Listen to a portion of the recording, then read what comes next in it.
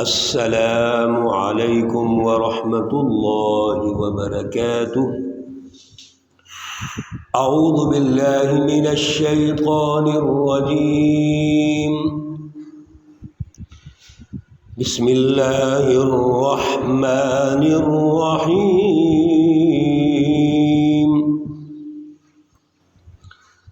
مثل الجنة التي وعد المتقون تجري من تحتها الأنهار أكلها دائم وظلها تلك عقبى الذين اتقوا وعقبى الكافرين النار۔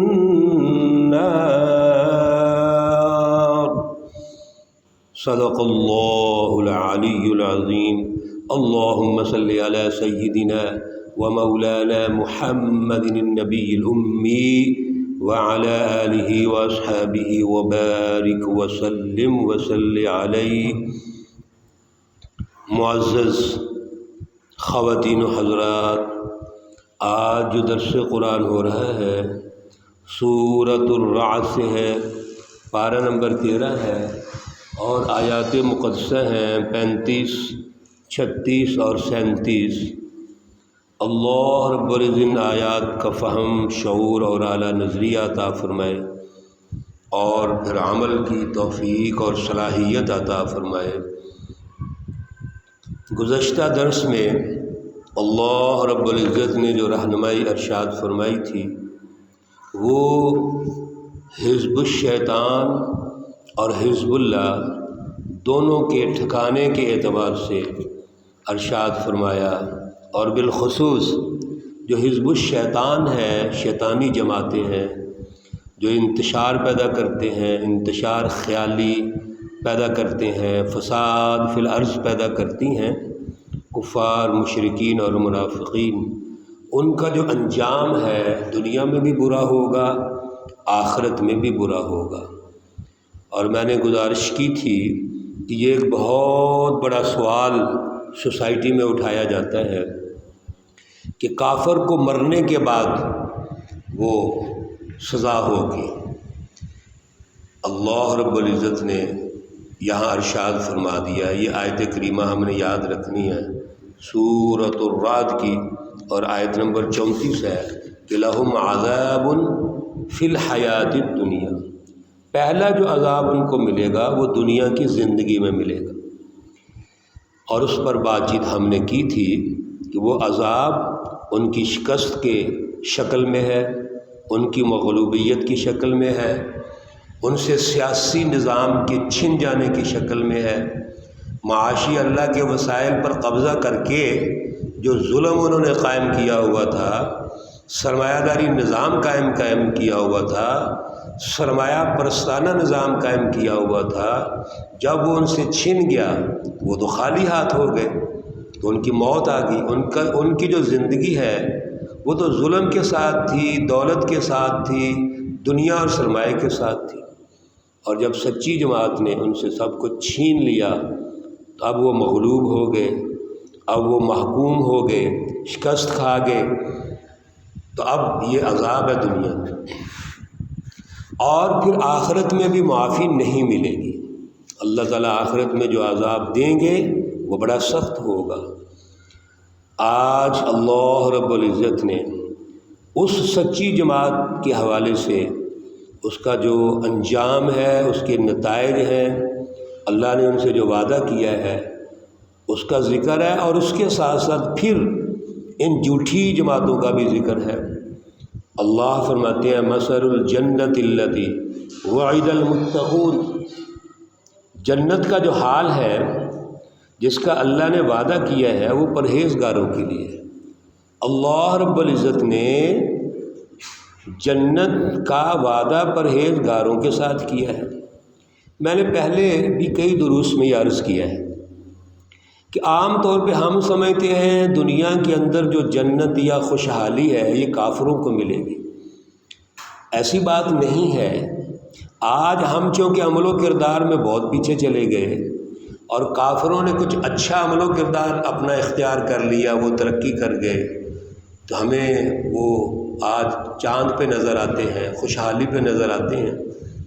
جبکہ اگر آپ 300 سال پہلے چلے جائیں، جو ہماری 1100 سالہ عروج کی تاریخ ہے، اس میں تو ساری سیاست، سائنس، ٹیکنالوجی، ایجادات، عمرانی علوم وہ مسلم فلاسفر کے پاس تھے، مسلمانوں کے پاس تھے، مسلمانوں نے ہی ترقی کی۔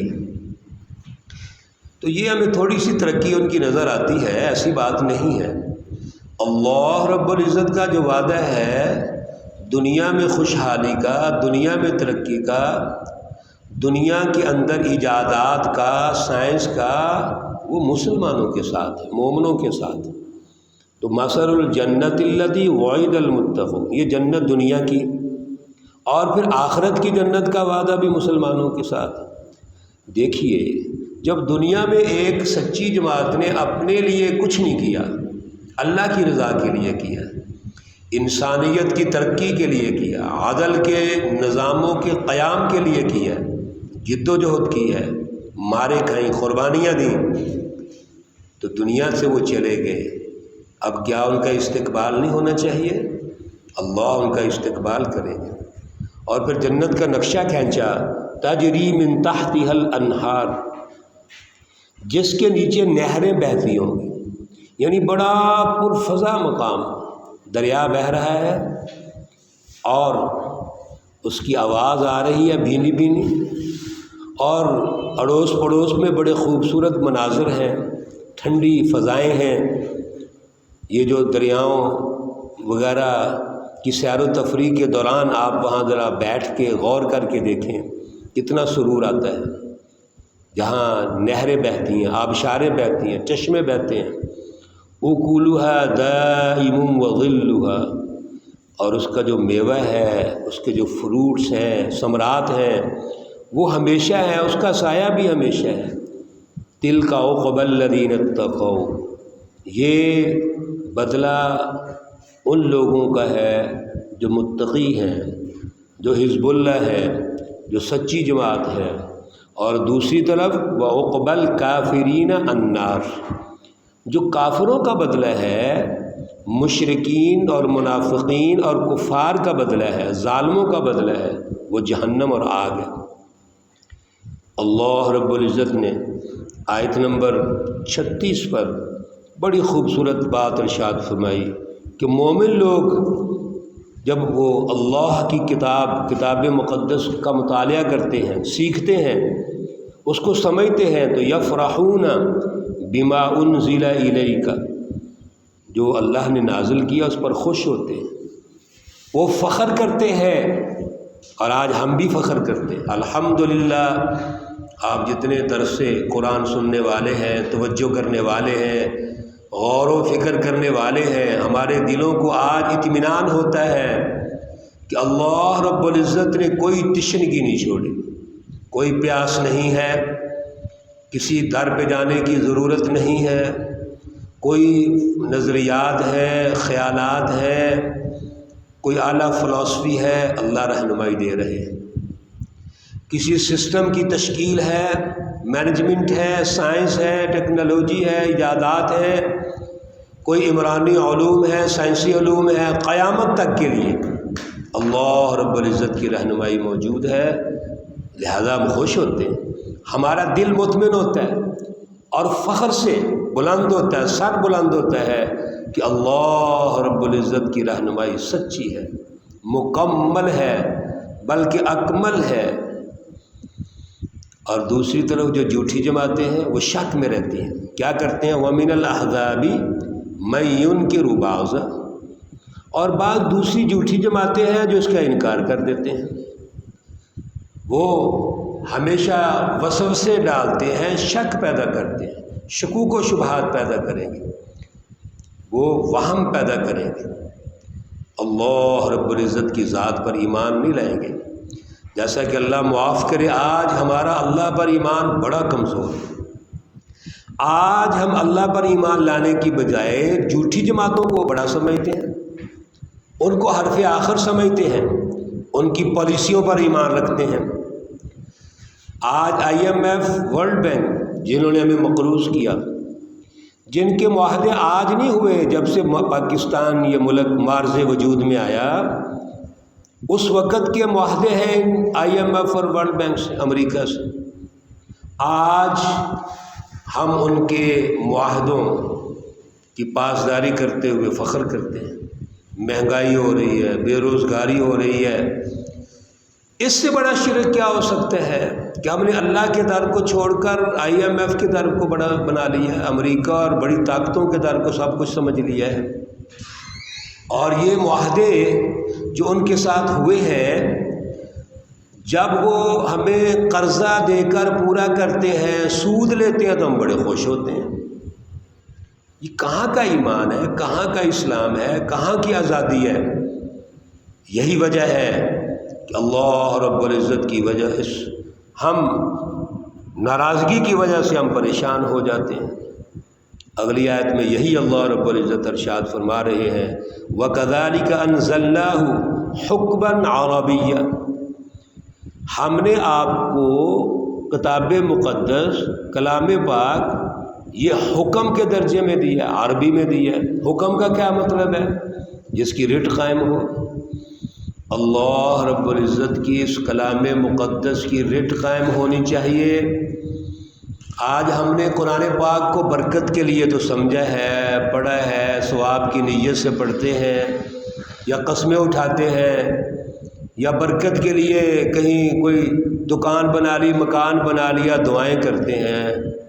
محترم خواتین و حضرات، قرآن کا ایک حکم ہے، حکم رٹ، اور قرآن کی رٹ سے مراد قرآن کے سسٹم کی رٹ ہے نا۔ ذرا غور کیجئے، ہمارے سسٹم پر جو ہمارے ملک میں موجود ہے، قرآن کی رٹ قائم ہے؟ اور اگر قرآن کی رٹ قائم ہی نہیں ہے تو آگے سنیے اللہ کیا کہتے ہیں، وَلَئِنِ اتَّبَعْتَ أَهْوَاءَهُمْ بَعْدَ مَا جَاءَكَ مِنَ الْعِلْمِ، اگر آپ پیروی کریں گے اپنی خواہشات کی، جب کہ آپ کے پاس قرآن کا علم آ گیا، رہنمائی آ گئی، اللہ رب العزت نے رہنمائی دے دی، سچی رہنمائی آ گئی، رسول اللہ صلی اللہ علیہ وسلم نے، صحابہ کرام نے، اولیاء اعظام نے، سچے علماء نے رہنمائی دے دی، اور آپ نے اس پر عمل کرنے کی بجائے اپنی خواہشات کو بڑا سمجھ لیا۔ یہ جو دنیاوی لیڈر ہیں، سیاسی لیڈر، ان کو بڑا سمجھ لیا، دنیاوی مفادات کو بڑا سمجھ لیا، اور جھوٹوں کو اپنا حکمران اور لیڈر مان لیا۔ اللہ کیا کہتے ہیں، مَا لَكَ مِنَ اللَّهِ مِن وَلِيٍّ وَلَا وَاقٍ، سنو، توجہ سے سنو، اللہ رب العزت کے مقابلے میں پھر تمہارا کوئی حمایتی نہیں ہوگا، کوئی تمہیں اللہ سے بچانے والا نہیں ہوگا۔ اور یہی ہو رہا ہے آج جتنی ہماری پریشانیاں ہیں، بیماریاں ہیں، اس کی وجہ اللہ کی ناراضگی، اور اللہ کی ناراضگی اس لیے ہے کہ ہم نے جھوٹوں کو اپنا حکمران بنایا، ان کی تائید کی، جھوٹ کا ساتھ دیا، جھوٹوں کو لیڈر بنایا، ان کو سیاست دی، سیاسی نظام دے دیا، معاشی نظام ان کے قبضے میں دے دیا، انہوں نے ہمیں غلام بنا لیا۔ ہمیں قومی غلام بنانے کے بعد بڑی طاقتوں کا غلام بنا لیا۔ آج ہم آزاد نہیں۔ قرآن پاک کی رٹ کی تو بات کی بات ہے، قرآن پاک تو ناظرہ نہیں ہمیں پڑھنا آتا، اتنا بڑا مسلمانوں کا ملک، لیکن قرآن پاک کی تلاوت تک نہیں آتی ہے۔ اس کا شعور، اس کا نظریہ، اس کی رٹ قائم کرنا، اس پر عدل کا سیاسی اور معاشی نظام قائم کرنا، معاشرہ اس کے مطابق تشکیل دینا، یہ تو بڑی اونچی درجے کی باتیں ہیں۔ اس لیے محترم خواتین و حضرات، یہ اعلیٰ شعور حاصل کیجئے، قرآن کو حکم کے درجے میں ماننا پڑے گا، اس کی رٹ قائم کرنی پڑے گی، اور پہلے سے جو ظلم کا نظام ہے اس کو تبدیل کرنا پڑے گا، اس کو جڑ سے اکھیڑنا پڑے گا۔ پھر دیکھو اللہ اس سوسائٹی کو جنت بناتے ہیں کہ نہیں بناتے؟ یہ وعدہ ہے، اللہ نے کئی جگہ فرمایا ہے کہ آپ یہ کام کر کے دیکھو، میں آپ کی اس سوسائٹی کو جنت بنا دوں گا۔ اللہ رب العزت ہمیں اعلیٰ شعور عطا فرمائے، عمل کی توفیق اور صلاحیت عطا فرمائے۔ اللہ رب العزت تمام مرحومین و مرحومات کو جنت الفردوس میں اعلیٰ مقام عطا فرمائے، تمام بیماروں کو شفائے کاملہ عاجلہ مستمرہ عطا فرمائے۔